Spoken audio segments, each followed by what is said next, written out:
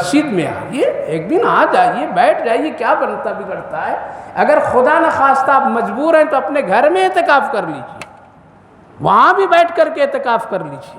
مسجد میں اس لیے بلایا جاتا ہے تاکہ یہاں آپ کو جماعت سے تراویح بھی ملے گی، یہاں آپ کو جماعت سے نماز بھی ملے گی، یہاں بہت سارے ذکر اذکار کی کیفیتیں ہوگی۔ لیکن ایک آدمی اگر مجبور ہے گھر میں کرنا چاہے تو کر سکتے ہیں، عورتیں ماں بہنیں بھی کر سکتی ہیں، لیکن ہاں وہ عورت جس کے اوپر گھر کی ذمہ داری ہو، مثلا شوہر کو کھلانا بھی، بچوں کو بھی کھلانا ہے، سب کو کھلانے کی ذمہ داری، پکانے کی ذمہ داری ہے۔ اب وہ کیا کریں گے؟ اعتکاف میں بیٹھ جائیں گے۔ اچھا یہ سسٹم کیا ہے؟ اچھا اللہ نے آفر دیا ہے۔ اب بیٹھ گئے اعتکاف میں، اجی افطار، اعتکاف میں ہوں، خبردار بولنا نہیں ہے۔ تو یہ حکم نہیں ہے عورتوں کے لیے۔ گھر کا سسٹم دیکھنا پڑے گا، شوہر کو کون کھلائے گا، بچے کو کون کھلائے گا، گھر کے نظام کو کون دیکھے گا؟ وہاں اجازت لینی بھی ضروری ہے اور اس کا تمام پہلوؤں سے انتظام کرنا بھی ضروری ہے۔ اسی لیے جس کو زکوٰۃ دینا نہیں ہوتا نا وہ اعتکاف میں بھی بیٹھ جاتا ہے، تاکہ اب میرے پاس کوئی بھی نہیں آیا ہے، میں سے کوئی ملے نہیں۔ کہاں ہے حضرت؟ مدینے میں اعتکاف کر رہا ہے۔ ارے سال بھر تو کسی غریب کو اگر زکوٰۃ دیتا تھا، مدرسے کو دیتا تھا، سب کچھ دیتا تھا، تو وہ سب انتظام کر لو، دے لو، تھوڑا موڑا ساری چیزیں بنا لو، اس کے بعد جا کے مدینے میں بیٹھو۔ اگر مدینے میں اعتکاف میں بیٹھا غریب تیرے دروازے پر آئیں، یہ ٹھیک نہیں ہے۔ اسی لیے کام چوری والا اعتکاف نہ کرو، ہے جو ہوتا ہے نا کام چوری سے بچنے کے لیے اعتکاف، بعض لوگ بیٹھے تھے، کہاں بیٹھے ہیں حضرت؟ وہاں بیٹھے نہ بیٹھیے، سب کچھ باہر سسٹم ٹھیک کر کے بیٹھیے۔ ایسا نہیں کہ قرضہ کسی سے لے کر کے اعتکاف میں بیٹھ گئے، اب بیچارہ بیوی کے کپڑے بنانا ہے، عید کے بچوں کی خوشیاں لینا ہے، امید تھی کہ مالک دے دے گا، امید تھی اس کو کہ ہمارا قرضہ واپس ہو جائے گا، اب روز دروازے پر آ رہا ہے، بیوی کہہ رہے ہیں کہ اجمان تو اعتکاف میں بیٹھ گئے۔ ارے اعتکاف میں بیٹھ گئے تو اس کا قرضہ کون دے گا؟ اس کی بیوی بچوں کا خوشی کا ہے۔ اگر آپ کو بیٹھنا ہے تو پہلے وہ، اس لیے حقوق اللہ کو روک کر کے اور اس کے تمام پریشانیوں کو حل کر کے بیٹھیں گے تب اعتکاف، اور اگر پریشانیاں ڈال کر کے بیٹھیں گے تو آپ کا اعتکاف نہیں ہوگا۔ حضرت ابن عباس رضی اللہ عنہ اعتکاف رمضان کے بیٹھے ہوئے تھے، کہاں؟ اعتکاف میں۔ ایک غریب آدمی آیا مسجد میں، روتا ہوا کونے میں بیٹھ گیا۔ حضرت دیکھے، کہا کیوں بھائی کیوں رو رہا ہے، کیا ہوا؟ کہا کہ میں ایک پڑوسی سے قرضہ لیا تھا، بہت ستا رہا ہے، گھر میں رہنا مشکل کر دیا۔ کہا کہ اچھا تم بیٹھو، میں جا کے اس سے سفارش کر دیتا ہوں۔ کیا کرتا ہوں؟ اس سے سفارش کر دیتا ہوں، اس کو کہہ دیتا ہوں کہ اس غریب کو ابھی مت ستاؤ، رمضان کا مہینہ ہے، مت تکلیف دو۔ میں جاتا ہوں اور جا کر کے بولتا ہوں، اور اپنے جوتے کو لیے حدیث پاک میں اور یہاں دبائے، اور مسجد سے نکلنے کے قریب ہوئے، یہ شخص غریب نے کہا کہ اے رسول اللہ کے شاہ، رکیے ذرا رکیے، آپ واجب اعتکاف میں بیٹھے ہوں، کس میں بیٹھے ہیں؟ یہ باہر نکلنے سے آپ کا اعتکاف ٹوٹ جائے گا، اس لیے مت میرے لیے کام کیجیے۔ کیا جواب دیے؟ میں نے اپنے محبوب حضرت محمد رسول اللہ صلی اللہ علیہ وسلم سے سنا کہ اگر کوئی آدمی کسی غریب کی ضرورت یا سفارش یا کام کر دیا، اور اگر وہ اعتکاف میں اور اعتکاف توڑ کر کے کر دیا، تو اللہ اس کو 10 سال کے اعتکاف کا ثواب عطا فرماتا ہے۔ اس لیے میرے بھائیو بزرگو، ایسا نہ ہو کہ دوسروں کو ستا کر کے اپنے بچنے کے لیے یہاں مت آئیے، اخلاص کے ساتھ آئیے۔ وَأَنِيبُوا إِلَىٰ رَبِّكُمْ، میرے طرف تم آ جاؤ، وَأَسْلِمُوا، اور پورا کو پورا میرے حوالے کر دو۔ کب؟ ایک دن عذاب کا، اس سے پہلے یہ کام کر لو۔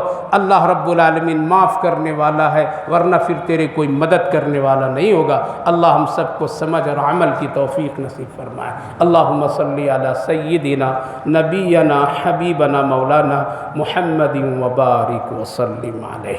اللہم رب اغفر وارحم وانت خیر الراحمین، یا اکرم الاکرمین، یا غفور الرحیم۔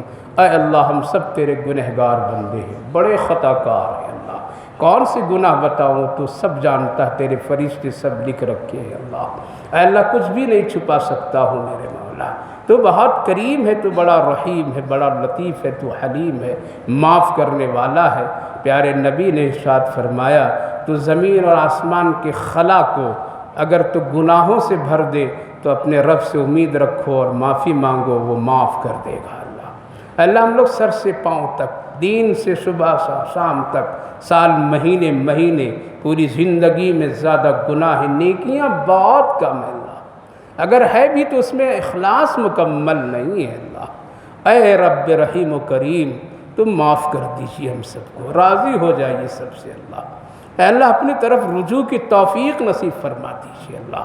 اے اللہ یہ عشرہ تو چلا گیا، مغفرت کب لینے کا ہے اور آپ کو دینے کا ہے اللہ، لیکن ہمارے پاس لینے کے لیے کوئی نیکی نہیں ایسی بنا سکا، کوئی ایسا میرے پاس عمل نہیں جو یہ پیش کر کے کہہ سکوں اللہ اس کی برکت سے ہمیں دیجیے۔ تیری نعمتیں تو زیادہ کھایا ہوں اور کام کم کیا ہوں اللہ۔ اے اللہ تو اپنے فضل و رحمتوں کو دیکھ کر کے اس آخری عشرے میں اپنا فضل فرما دیجیے اللہ، پوری امت پر رحم فرما دیجیے اللہ، تمام لوگوں پر رحم فرمائیے اے اللہ۔ ظالموں کی حکومت اور اس کی تدبیروں سے ہم سب کی حفاظت فرمائیے۔ پورے ملک میں افراتفری کی کیفیت ہے اللہ، کتنوں کے گھر اجڑ گئے اللہ، وہ سامیانوں میں آ گئے اے اللہ، اس کا احساس ہم سبوں کو دلوں میں عطا فرما دیجیے میرے اللہ، رحم کر دیجیے میرے مولا۔ ان ظالموں سے بچانے کے لیے کوئی نہیں ہے تیرے سوا اللہ۔ اے اللہ فوج بھی اس کی ہے، عدالت بھی اس کی ہے، سارے معاملہ اس کے ہاتھ میں ہے اللہ، اور یہ اس لیے ہے کہ ہم لوگوں نے آپ کو خوب ناراض کیا ہے اللہ، تیرے پاک نبی کی سنتوں کو چھوڑ کر کے غیروں کو طریقے سے ہم لوگ اپنی زندگی کو محبوب بنا لیا ہے اللہ۔ معاف کر دے میرے اللہ، معاف کر دے میرے رب، تو بڑا مہربان ہے، تو ایک نیکی کو دیکھ کر کے ہزاروں گناہوں کو ختم کر دیتا ہے اللہ۔ تیرے پاس توبہ کی بڑی تھا اللہ، ہدایت دے دے ہم سب کو، رجوع اپنی طرف کرا دے اللہ۔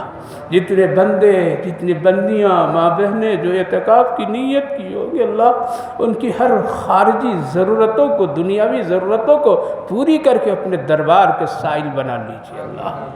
ہم سب تیرے دربار کے بھیکاری ہیں اللہ، تو ہم سب کو غنی اور مولا اللہ، ہم محتاج ہیں تو محتاج نہیں ہے اللہ، ہم گنہگار ہیں تو معاف کرنے والا ہے اللہ۔ اس پورے مجمع والوں کو معاف کر دیجیے، پورے شہر والوں کو معاف کر دیجیے، پوری امت کو معاف کر دیجیے اللہ، اپنے رسول سے پکی سچی محبت عطا فرما دیجیے اللہ۔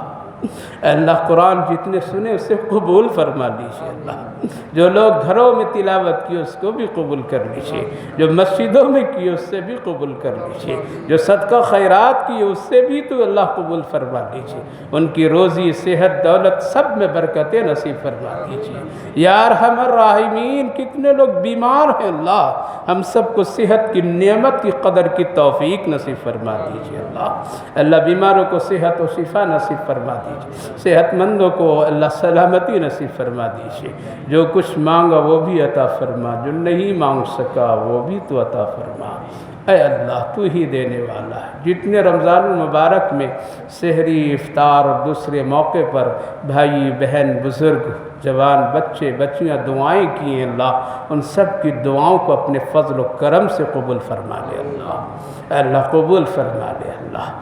ربنا تقبل منا انك انت السميع العليم وتب علينا انك انت التواب الرحيم وصلى الله على النبي وعلى آله وسلم سبحان ربك رب العزة عما يصفون وسلام على المرسلين والحمد لله رب العالمين۔